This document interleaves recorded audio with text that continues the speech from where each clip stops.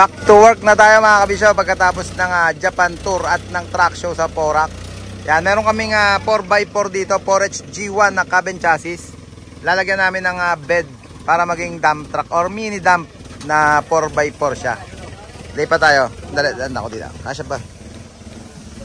Yan. 4x4 to mga kabisyo na 4H G1.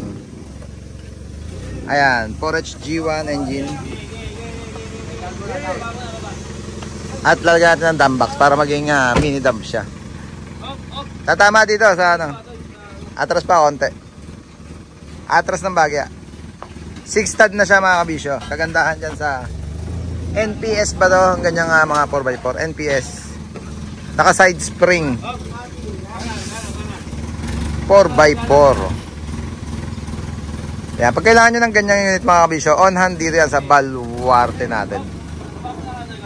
Yan.